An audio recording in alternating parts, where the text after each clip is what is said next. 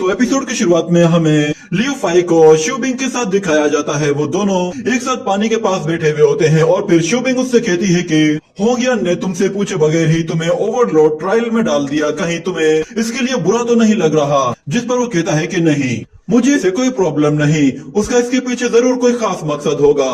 तो शिवबिंग उसे बताती है कि जब होंगियन क्वीन बनी थी तो उस वक्त बहुत सारे लोगों ने उसके खिलाफ आवाज उठाई थी। उन सबसे ज्यादा खिलाफ अगर कोई शख्स था तो वो सिर्फ शुआन लोंग था।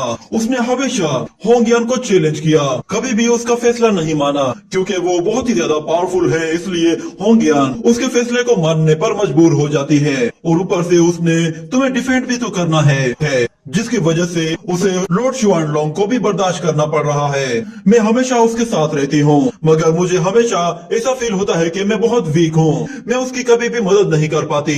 ये सुनकर लियो फाई उससे कहता है कि तुम वीक हो, मगर तुम तो एक डिवाइन मास्टर हो, तुम खुद को वीक कैसे कह सकती हो? ये सुनकर वो कहती है, असल में मुझे डिवाइन मास्टर का टाइटल सिर्फ होंगियन की वजह से मिला है, मगर मैं इतनी ज्यादा स्ट्रॉन्ग नहीं हूँ, पर मुझे खुद को स्ट्रॉन्ग बनाना होगा ताकि मैं होंगियन की उम्मीदों पर पूरा उतर सकूं। ये सुनकर लियो फाई कहता है कि मैं इस ट्रायल को जरूर पास करूंगा ताकि मैं भी होंगियन की मदद कर सकूं। और वो ओल्ड मैन कभी भी होंगियन को दोबारा तंग नहीं करेगा।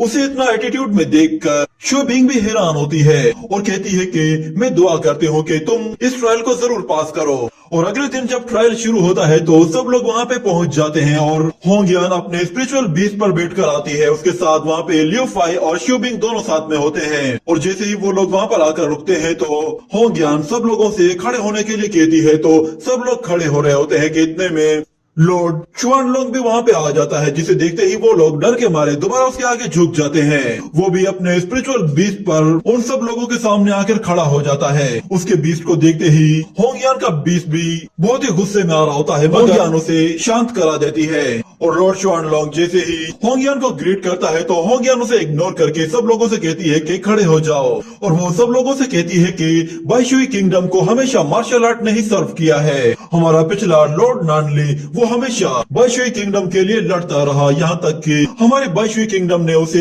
एक हीरो का टाइटल दिया है। उसने बाईशुई किंगडम के लिए न जाने कितनी कुर्बानियां दी हैं, मगर हमारे पास अब लॉर्ड नानली का एक बेटा बचा है। वो पहले बहुत ही छोटा था, इसीलिए वो इस ट्रायल के लायक नहीं था, न ही उसके पास किसी तरह की मार्शल आर्ट स्किल्स थी, मगर अब वो बड़ा हो चुका है। और लॉर्ड शुआन लोंग ने मुझे कहा है कि मैं उसे लॉर्ड नानली मेंशन से निकाल दूं। ये सुनकर सब लोग हैरान हो जाते हैं कि लॉर्ड शुआन लोंग ऐसा कैसे कर सकते हैं। लॉर्ड नानली ने हम लोगों पर बहुत सारे एहसानात किए हैं, उनका बहुत ही बड़ा कंट्रीब्यूशन है। और फिर होंगियन उन लोगों को बताती है कि मैंने लॉर्ड शुआन लोंग की एडवाइस मान ली है, इसीलिए हम लोग आज ये ओवरलॉर्ड ट्रायल शुरू कर रहे हैं। अगर लियो फाई 3 राउंड पार कर लेता है तो वो लॉर्ड नानली का टाइटल हासिल कर लेगा।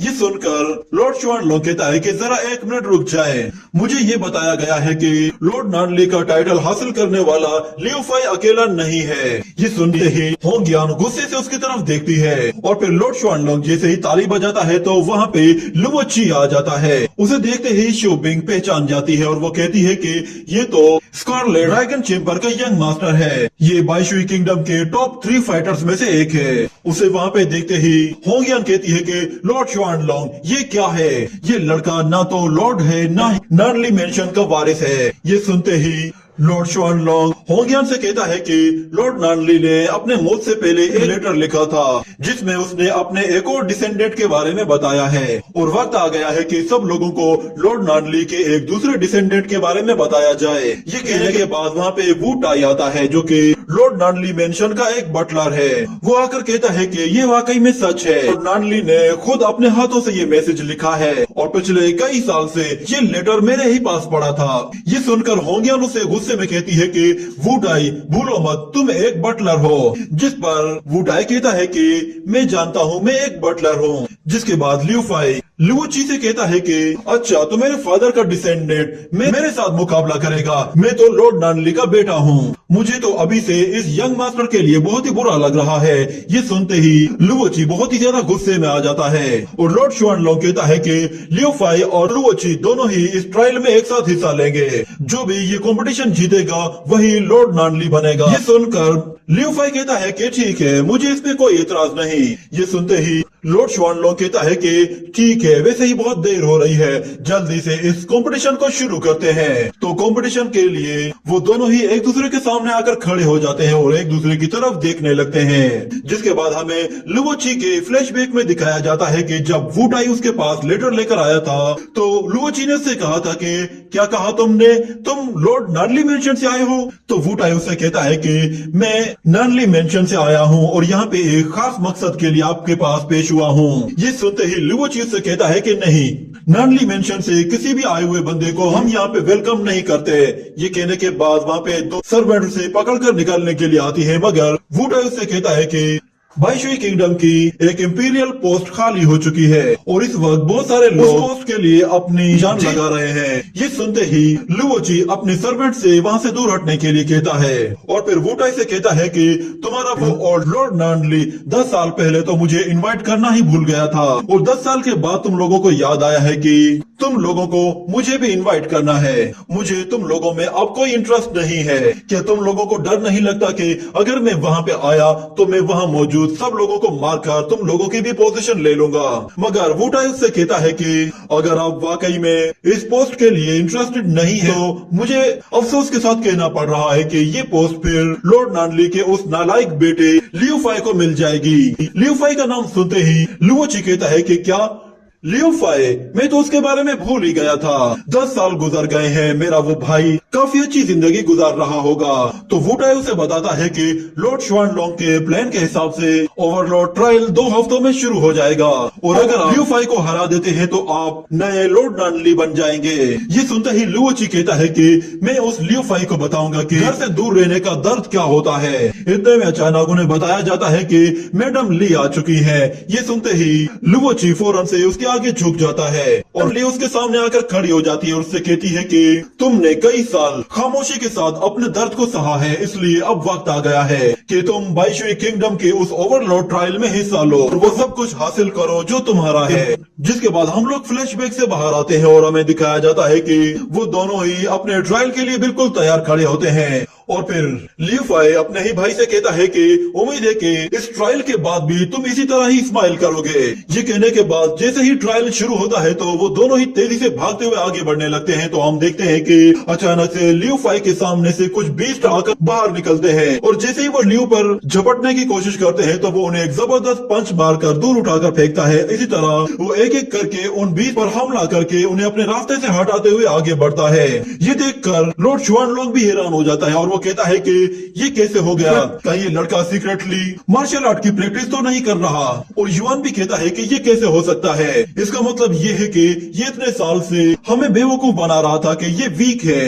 और इस तरफ लियू फाई एक एक अटैक के साथ उन बीस्ट का काम तमाम करते हुए तेजी से आगे बढ़ रहा था और दूसरी तरफ हम लोग लुओ ची को देखते हैं। वो बीस्ट भी उसका कुछ नहीं बिगाड़ पा रहे थे, वो अकेला ही उन बीस्ट पर भारी पड़ रहा था। इतने में होंगियन देखती है कि लियू फाई के सेक्शन में बहुत ज्यादा बीस्ट है। उसने पहले ही बहुत सारे बीस्ट को मार दिया है और उससे भी ज्यादा बीस्ट उसके सामने आकर खड़े हो जाते हैं। जिस पर होंगियन लॉर्ड शुआनलोंग से कहती है कि लियू फाई के सेक्शन में इतने ज्यादा बीस्ट क्यों है, मुझे इसका जवाब चाहिए। ये सुनकर लॉर्ड शुआनलोंग कहता है कि मेरे ख्याल से हमें लुओ ची को थोड़ी सी फेवर देनी चाहिए क्योंकि वो लॉर्ड नार्नली के साथ बड़ा नहीं हुआ, न ही उसने अपने फादर के स्किल्स सीखे हैं, इसलिए मैंने ही सब कुछ इसी तरह से ही अरेंज करवाया है। और वैसे भी लियू फाई को अपनी ट्रू स्ट्रेंथ शो करनी ही होगी क्योंकि वो अपने फादर के साथ पला बड़ा है और उसी के साथ ही उसने प्रैक्टिस की है। और दूसरी तरफ शू बिंग भी कहती है कि आप घबराएं मत, उसे कुछ भी नहीं होगा।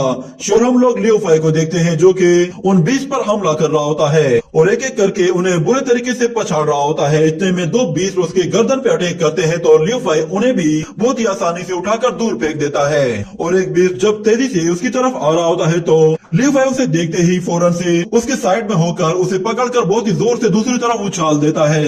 मगर अचानक वो अपने हाथ की तरफ देखता है तो उसके हाथों से पॉइजनस एनर्जी निकल रही होती है, जिस पर वहाँ खड़े हुए लोग भी हैरान हो जाते हैं और वो कहते हैं कि इस वुल्फ के पंजे पे तो जहर लगा हुआ है। मगर उसके बावजूद भी लियू फाई हार नहीं मानता।